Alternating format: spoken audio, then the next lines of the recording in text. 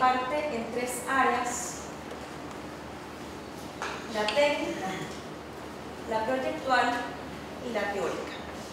Entonces, qué sé yo, venimos 3 veces por semana a recibir la materia de especialización o de profesionalización con un profesor en cada área desarrollando los contenidos.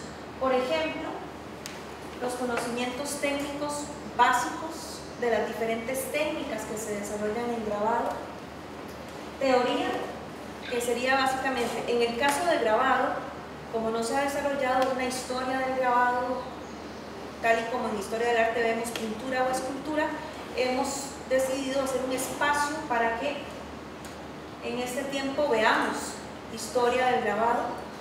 Vemos un taller de investigación en el que se trabaja con diferentes metodologías de investigación para sustentar proyectos para los estudiantes. Y en el área proyectual hacemos la coincidencia de esas dos áreas y los insumos que nos prevén. La técnica y la teoría van a tener coincidencia en el área proyectual, en la que el estudiante ya comienza a desarrollar un proyecto por cada ciclo lectivo. Un proyecto que probablemente puede llegar a madurar, por ejemplo, si iniciara con una temática determinada, para llevarlo a madurar hasta el último ciclo, que sería el profesional. En el plan viejo llegábamos al 5º año cumpliendo con una exposición colectiva que da estudiantes y presentábamos el trabajo que habíamos desarrollado con un reporte bastante sucinto en grabado 1 y 2, de alguna manera hacer un ejercicio profesional. Y después los 3 ciclos lectivos para la investigación dirigida, que eran los 3 ciclos que se nos daba de chance para desarrollar la licenciatura. Y entonces cumplir entonces el bloque bachillerato y licenciatura. En el nuevo plan viene la especialización, hacemos el taller especializado 1 y 2, recibimos técnicas de investigación, que en el pasado no estaba contemplado como tal, administración de las artes, y por último, proyecto de graduación 1, 2, 3, que en este caso tiene un énfasis. El proyecto de graduación en precisamente que el estudiante investigue para, por supuesto, darle un peso académico al trabajo que está realizando, pero que implique trabajo profesional. Entonces, en lugar de desarrollar una tesis teórica, el estudiante tiene la oportunidad de desarrollar proyecto para que se contemple, por ejemplo, el grado de dominio que tiene sobre su especialización y de alguna forma, como quien dice, el paso ya hacia su desarrollo profesional. Bueno, yo creo que el tiempo me rindió. Muchas gracias.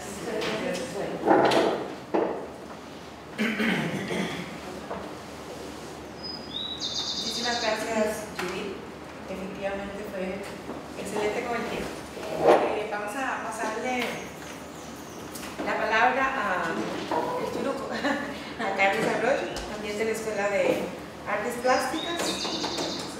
Sí. Gracias.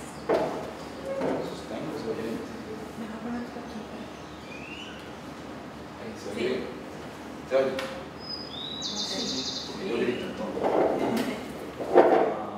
Sí, los voy a molestar un toquecito, necesito más bien ver la pizarra, la pantalla, después pongo la proyección.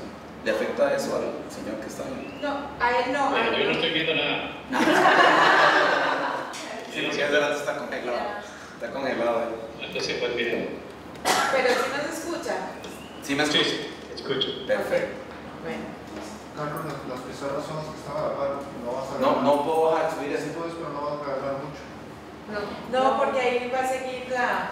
Lo azul. Es que hay muy buena pared. Ah, ok. Bueno, vamos a intentar. ¿Qué les sirve más aquello? Seguramente. No, yo no. Que ando algo. ¿Dónde les queda mejor? ¿De qué lado es? Está muy lejano. ¿Ese está bien? Sí. Bueno. A mí lo que me toca como externarles un poco es la experiencia por las canas que tengo de todo lo que vivimos en esa transición tan inesperada, porque de entrar como un estudiante y ser profesor hay una transición muy grande. Y puedo decir que la mejoría existe, sí hay una mejoría increíble. Pero empezamos en una escuela, empezamos en una línea de tiempo que viene desde 1970,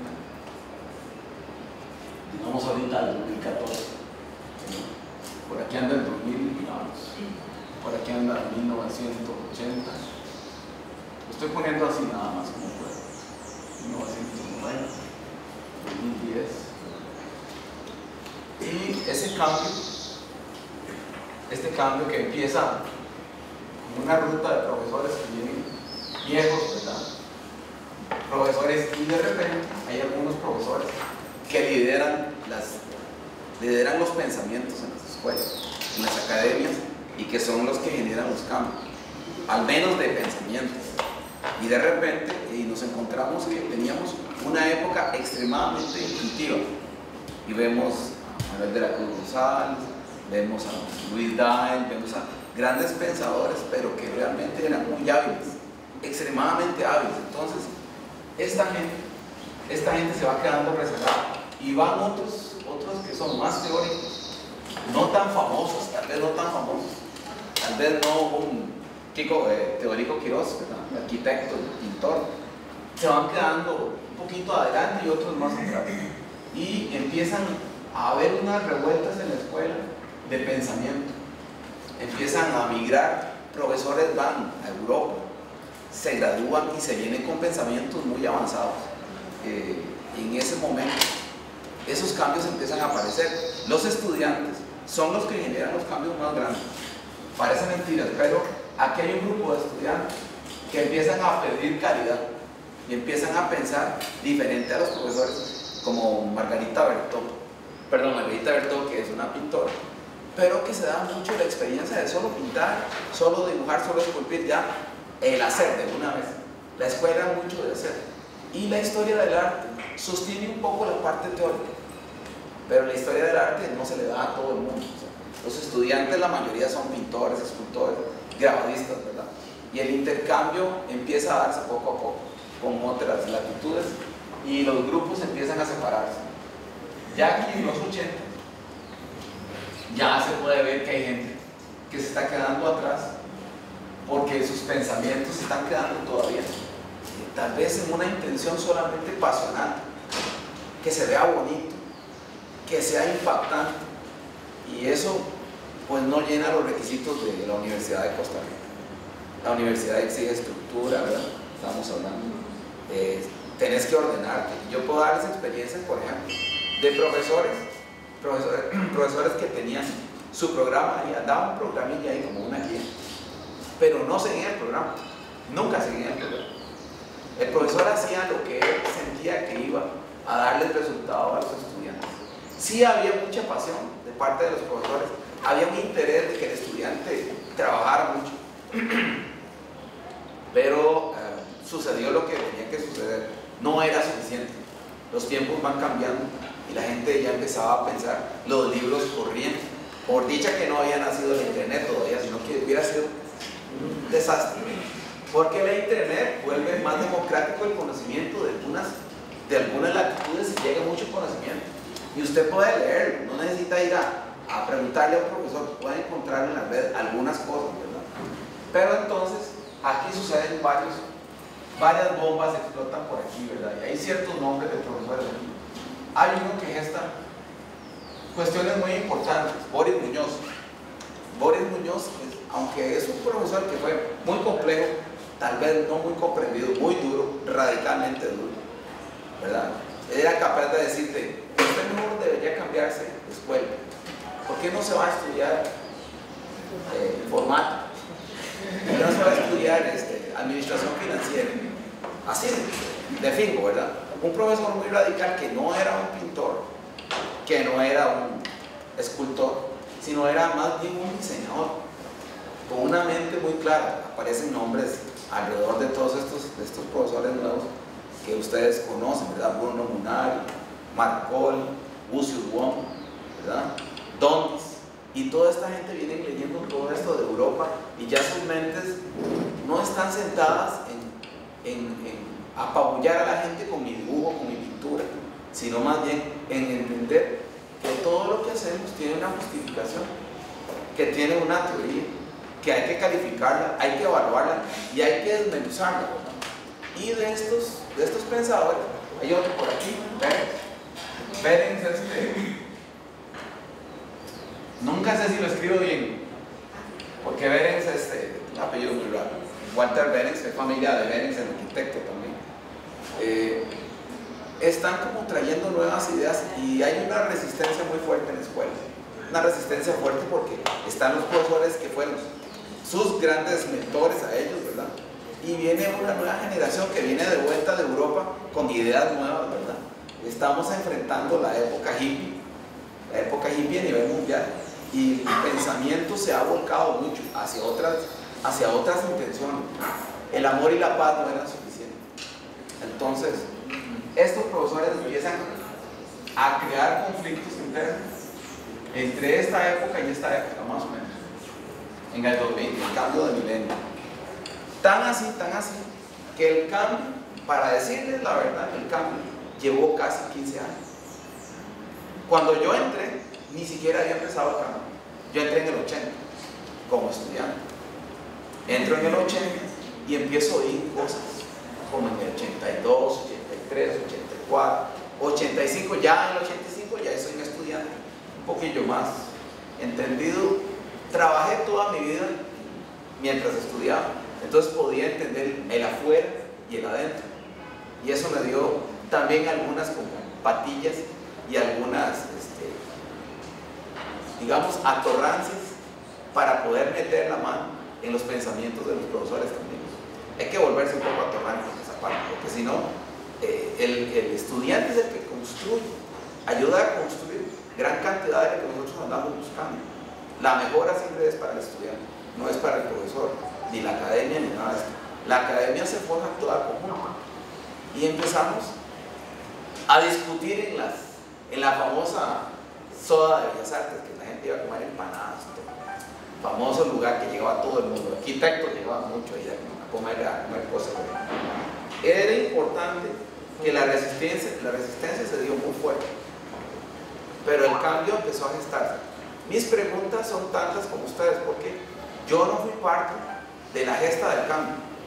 Estuve simplemente ahí como recibiendo los primeros audaces intentos de cambiar, pero hubo una resistencia muy grande porque para nosotros una palabra nueva lideró todo eso. Es una palabra muy aburrida, pero es indispensable en todo tipo de pensamiento que quiere organizarse y que quiere moverse en alguna dirección o que quiere cambiar. Ya no era suficiente ser intuitivo, ¿verdad? La razón y la pasión tienen que juntarse, ¿verdad? Mucho de esto fue importante porque ya empezamos a darle sentido, y ahora estaba hablando con la compañera de discusiones muy grandes sobre temas teóricos que tenemos ahí. Por ejemplo, no importa, para mí, mi recomendación, no importa de qué área es usted, hay gente que hay que leer, sobre todo en el área proyectual.